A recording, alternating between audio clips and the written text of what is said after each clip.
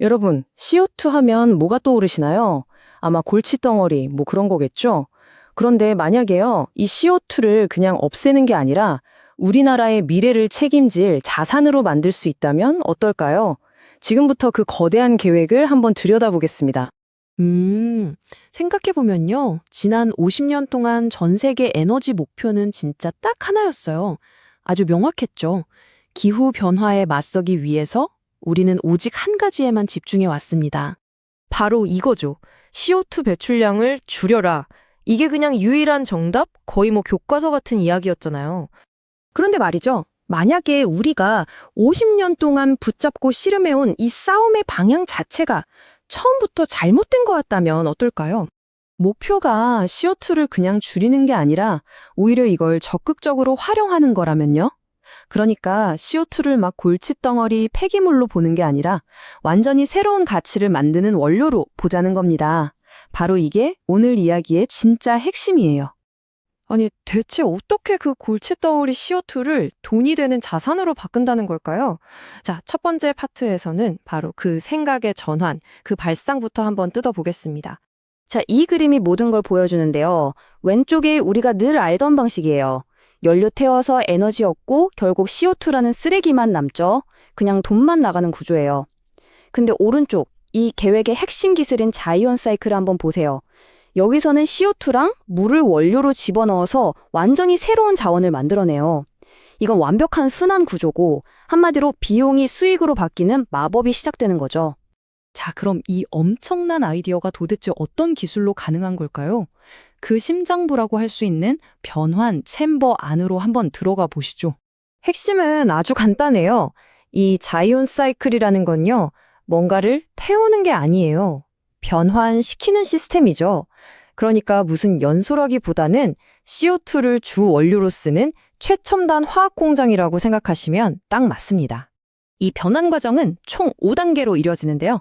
자, 1단계 중기, 원료인 CO2랑 물을 섞어주는 말 그대로 재료 손질 단계고요.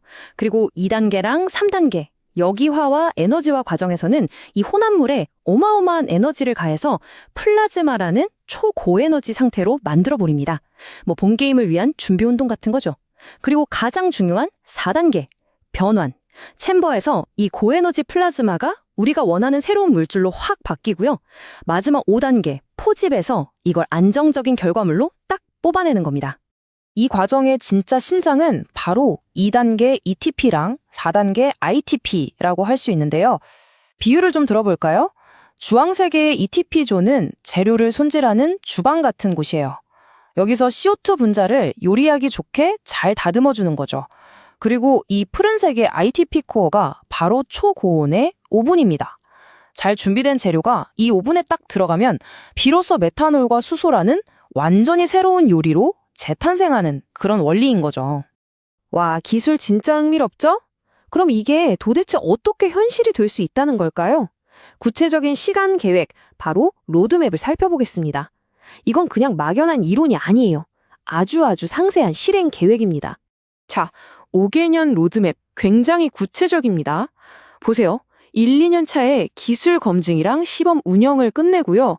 3년 차부터는 바로 상업 규모로 국가 시스템에 들어갑니다. 그리고 놀라운 건 불과 5년 만에 국가 전체 배출량의 절반을 전환하고 80% 전환을 위한 설계까지 마친다는 거예요. 정말 대담하고 빠른 계획이죠. 3년차 목표가 연간 약 6,900만 톤인데요. 이 숫자가 왜 중요하냐면 바로 이 시점부터 자이온 사이클이 더는 무슨 실험 기술이 아니라 명실상부한 국가 에너지 시스템의 핵심 부품이 된다는 걸 의미하기 때문입니다. 그리고 5년차 목표는요, 연간 약 3억 4,500만 톤입니다. 이 정도 규모가 되면요, 이건 그냥 에너지 생산 방식이 바뀌는 걸 넘어서 국가의 산업 구조 자체가 통째로 재편되기 시작한다는 뜻입니다. 어마어마하죠. 하지만 이 계획의 비전은 단순히 개별 공장을 짓는 데서 끝나지 않습니다. 전국의 시설들을 하나의 거대한 국가 네트워크로 연결하는 훨씬 더 큰 그림을 그리고 있거든요. 이 새로운 인프라는요, 세 가지 핵심 허브를 중심으로 구축되는데요. 바로 발전소, 산업단지, 그리고 항만입니다. 진짜 놀라운 건 이 허브들이 서로 완벽한 시너지를 내면서 돌아간다는 점이에요. 발전소는 CO2를 대량으로 공급하고 산업단지는 여기서 나온 수소랑 열을 그 자리에서 바로 써버리면서 완벽한 순환고리를 만드는 거죠. 그리고 항만은요. 생산된 메탄올을 저장했다가 배 연료로 쓰거나 수출하는 그야말로 물류의 심장이 되는 겁니다. 모든 게 하나의 시스템처럼 유기적으로 딱딱 연결되는 거예요. 바로 이 문장이 이 계획의 진짜 스케일을 보여주는 거죠. 이것은 단일 시설이 아니라 국가 권역형 에너지 인프라입니다. 네, 이건 그냥 발전소 몇 개 짓는 사업이 아니에요. 우리나라의 에너지 혈관을 완전히 새로 까는 거대한 인프라 혁명인 겁니다. 자, 그럼 이제 한 걸음 뒤로 물러나서 이 모든 게 우리 경제와 국가에 궁극적으로 어떤 의미를 갖는지 그 가장 큰 그림을 한번 보겠습니다. 이 계획이 가져올 가장 근본적인 경제적 변화, 바로 이 표에 다 담겨 있습니다.